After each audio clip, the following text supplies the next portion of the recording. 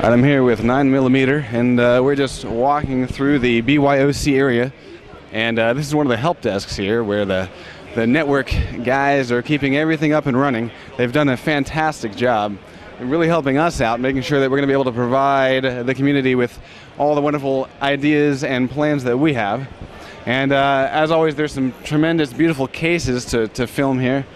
All kinds of beautiful lights and moving parts. And yeah, we're just kind of doing a little walkthrough here, saying hi to people, and yeah, because it's really an amazing sight. I mean, hopefully the video will do justice to just how many people are here, the glow of monitors illuminating the area. It's really a beautiful thing. It's basically a geek's wet dream right here. That's what it is. You want to talk to this guy about his Lego case? Oh, definitely. All right. Excuse me, sir. Yeah? How you doing? Pretty good. I'm GreasedScotsman from Enemy Territory TV. How you doing? Pretty good. And what's your name? Chris. Chris? Yeah. Is that your gamer tag? My gamer tag's Weasel. Your gaming tag is Weasel.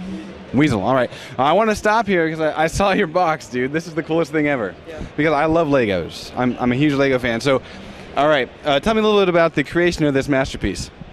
I wanted to build something this year, and I had a bunch in my attic, so I was like, okay, let me just throw a box together with Legos and stuff. So, that's really about it. And how long did this take you? About 2.5, 3 weeks.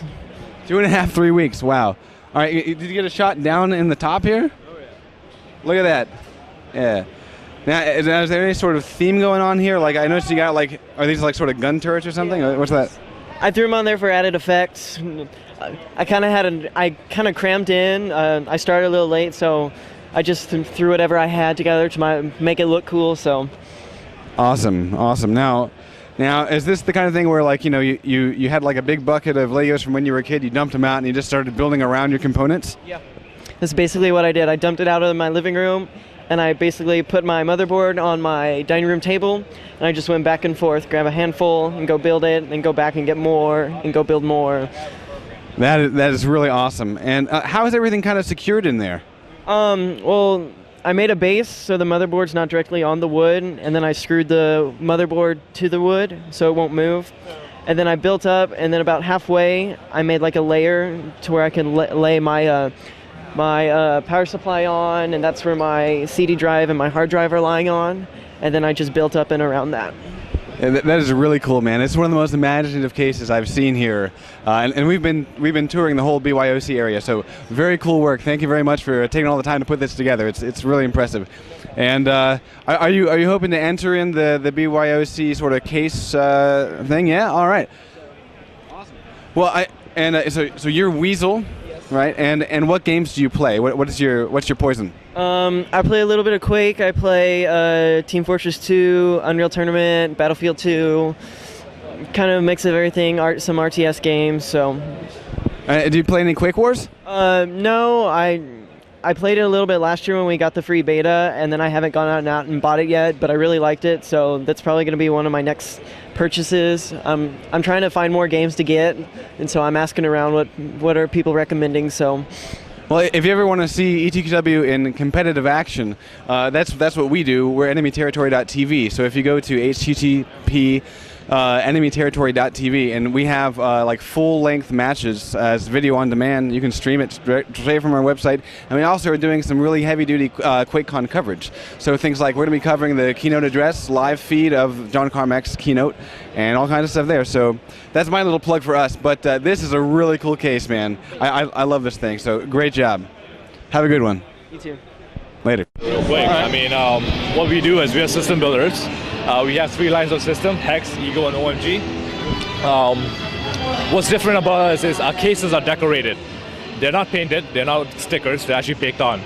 It's a unique process that takes heat and pulls in the graphic from the process, and it pulls it on the case. And if you want to come over, I'll show you up close what it does. Sorry about the light, but It's okay. as you can see, right, it's actually non-scratchable resistance. It's actually infused right into the metal. That is awesome. Yeah, it's not sticker, you can't peel it. And because it's not painted on, you can't scratch it off. Can't scratch it. Yeah, it's completely. It's like it's in the metal. Yeah. We got it on right there. That's all it is. I'm spying the one here that says it has Enemy Territory Quake Wars on the front here. I'm liking that. This is licensed from ID Software, of course. We also have a Quake 4 version that you saw probably outside on the front. We're coming up with more licenses as we go, but we currently have, this is 1, 2, 3, 4, about 5 our own design. And we come up with new design every week, every couple of weeks. So yeah, we have in-house artists that works on them. So yeah, it's really impressive. I mean, I like it.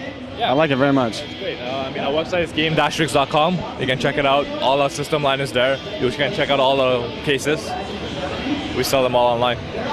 Sweet. Okay.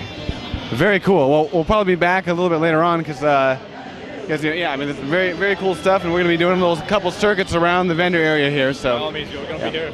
It's nice to meet you. Likewise. All right, so we're walking by the EA booth. It looks like they're focusing on Wolfenstein RPG as sort of their main build, but then I'm also seeing signs back here for Orcs and Elves, Doom RPG, and Orcs and Elves 2, along with Spore and Command and Conquer. So EA is here showing off all their new goods, upcoming goods. Look at this up on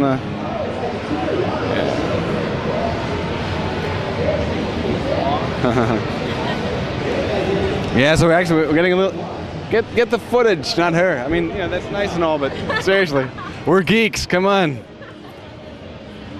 Well, you know where the door's at. You'd probably be. I know where the door's at. I got the key. All right, so it does look like our guest was right that Wolfenstein RPG will be a cell phone type of game. It looks like there's even going to be Spore Mobile. That's pretty sweet. I mean, I'm looking forward to it on the PC, but having a mobile, that's pretty wild. That's really wild. Wolfenstein's not out on iPhone, but Spore is, and everybody's looking forward to it. Excellent. Yeah. Spore, it looks like it's going to be a whole lot of fun. It's going to be the one thing that's going to pull me away from an FPS, pretty much. Yeah, the FPS is harder, but Spore is easy. It's fun on the iPhone because you get to flip it and move it, but the chat's not really that challenging, so that's the other part of it. So. Now, of course, are there any other details about the Wolfenstein RPG that you guys know that you can relay to us? I can throw you some specific information if you're looking for it. You can? Yeah. Yeah. All right. And what's your name? I'm Jeremy. I'm one of the producers on the title. Oh, really? Awesome. Okay. Well, I'm GreasedScotsman from Enemy Territory.tv, and we're going to be providing the live tournament coverage of all the ETTV tournaments, including the Xbox stuff throughout the QuakeCon. But yeah, I mean, we're really curious because we got Wolfenstein RPG T-shirts thrown at us last night, and we're like, what? What is Wolfenstein RPG? So, tell us what you know. Yeah, so EA and Native made a few mobile games together. Already out is Doom RPG, Orcs and Elves 1 and 2. So Wolfenstein RPG is the next one coming out. It's coming out this holiday season. So it's basically it's a first-person shooter, but it's turn-based. That's the RPG, and there's RPG elements. And so it's the basic World War II Wolfenstein elements, but sort of made into a nice mobile experience. So turn-based and all that good stuff. That is really sweet because I mean Orcs and Elves is really cool, and Doom RPG is really cool. So it's sort of building on that same concept. Yeah, I mean it's the same style of game. We have a new 3D engine for this one, so it's even better than what you've seen before. It's true 3D now, so you got ramps and ladders and. Oh, nice. There's a driving level. It's 9 levels. It's lots of gameplay, lots of different weapons. Your World War II guns, the paranormal Tesla guns, and some beautiful. Some surprises that you'll find near the end of the game if you're a Wolfenstein fan. That. We'll save that till it's out there. So definitely some stuff in there for the fans, huh? Absolutely. Beautiful. Now, I mean, I know the turnaround time for mobile games is usually a bit shorter. And are you guys allowed to say anything about the time frame? So we're looking at holiday. So we're not quite sure exactly when we're launching, but should be, near the end of the year, holiday time. Beautiful. Wonderful. Well, I'm looking forward to it. And it's a real pleasure to talk to you, Jeremy. Thank you. Thank you. All right. So this is the Corvette that is going to go out to some lucky bastard.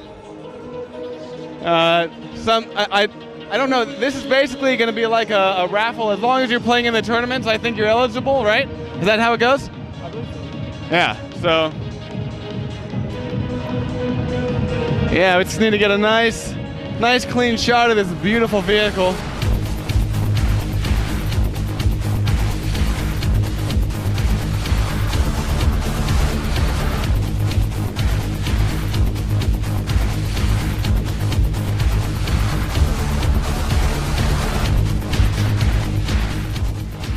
So yes, this is the main stage here, and yes, the Guitar Hero tournament is going to be starting in just a few minutes, and you can actually see there's already a line over to the right of people kind of waiting. But yes, now we're getting some t-shirts tossed out to the crowd. There we go. Yeah, Guitar Hero is definitely taken the con by storm. I've been seeing people playing it pretty much day in, day out.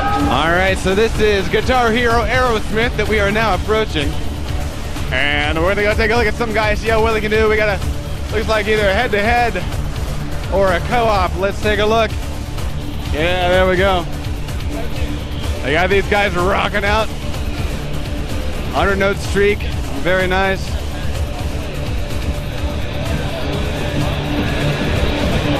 All right. We got more guys. We got Guitar Hero on each side. Rock on. Not much. Just we have a system with two 4850s in Crossfire here, and an iBuy power box. So I'm from Diamond Multimedia. We manufacture ATI graphics cards. Oh, I'm very familiar. Yeah. Some people are, some people aren't. You know. I'm GreasedScotsman from Enemy Territory.tv. Nice to meet you. Nice to meet you. I'm Blake from Diamond. Yeah. All right, cool. Now, can you go over the specs of what you're demoing here? To be honest with you, iBuy Power put the box together. We just put the cards in it. So that's all I know. All right. I'm Gotcha. assuming it has some sort of Phenom processor, possibly some sort of AMD chipset, but I can get more specific than that with you. All right. So. All right, very cool. Well, yeah, I mean, it looks silky smooth, and I think that's the important thing, right? That's actually a laptop with the... Oh, yeah, that is a laptop. Damn, very nice, very nice. This is the desktop box right here on the right. Beautiful. Cool, well, thanks for chatting with us for a second. My pleasure.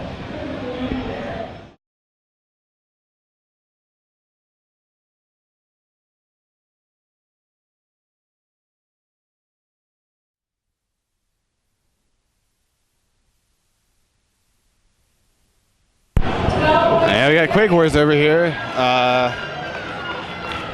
It's got some funky overlay going on. Let's see, Texas Instruments.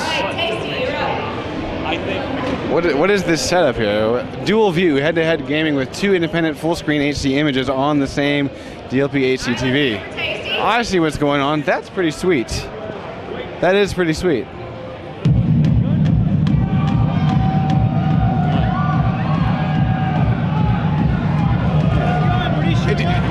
Yeah, do you have a second to talk about what you're featuring? Let me let him talk. He's the man. Oh, perfect.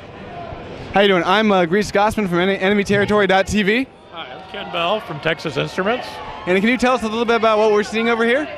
Yes, what we're showing today is our dual view technology using DLP technology from Texas Instruments. So it's a great 2D HD TV, but it also has a dual view mode and a 3D stereo mode. Okay, and so in English, what does that mean for people? So what that means, if you're a gamer and you have the system with dual view, that you can use the glasses to actually play two-player games. Each player sees their own view. They can't see the other player's view. So each player gets a great full-screen high-def experience, so no more split screen and no more screen cheating. That is beautiful. Very cool. So basically, it's the glasses that make all the magic happen for the actual for the players themselves. For the player, he puts the glasses on and he can immerse himself in his own view of the game, and that has a lot of implications in what types of games you could design also. But it's also enabled by Texas Instruments DLP technology. Our very high-speed switching times enable us, even with the glasses, to give each player a 60 hertz frame rate. Oh, that's beautiful. Very nice. Very no flicker rate for the players, just like consoles work today. That is really cool. Very cool. Now, I guess when they're done, can I kind of test this out? Absolutely. Yeah? I'd love for you to. All right. Very cool. Yeah, I want to see it for myself, and then I can rave about it. Awesome. All Thanks right. for coming by. Very cool. Very cool. As is on, and it'll switch between player 1 and player 2. has to play here in a minute. Yeah. GreasedScotsman has never looked so cool with those glasses on. Actually, yeah, this is really cool. I mean, you know, even though I'm just looking at the warm-up screen here. Yeah, once we get going, I can really see how this technology is going to work. Yeah, in a few seconds here, we're gonna have this thing loaded up, and I'll be able to see how this works out. Here we go. All right, so I'm looking currently at the Strog view, and looks like, yeah, we only have one player in the game right now. Another guy is checking out a system link menu right here, and he's about to join in. All right, I switched back to the other view, and now I'm watching the Strog. A guy, he's an aggressor, and he's getting a handle on the controls here as the bots rush out on Valley. And let's see if he can make it out of the gate here. All right, and it looks like the other player, I've just switched back to the other view by tapping the visor here, and he's now loading up the map. All right, we're switching back to the other view. I've got this guy, he's at the bridge. The bridge is about maybe 20% built. Yeah, this is a really cool technology. I have to say, this is really impressive. I mean, I'm looking at the game through these visors, and I can switch back and forth between the two views. But it's the kind of thing where, you know, instead of having a split screen type of application, you got if I take off the goggles, I have this sort of double overlay.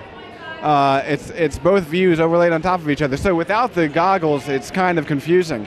But you slap on the goggles, and there you go. You got just your view, just your particular team's view.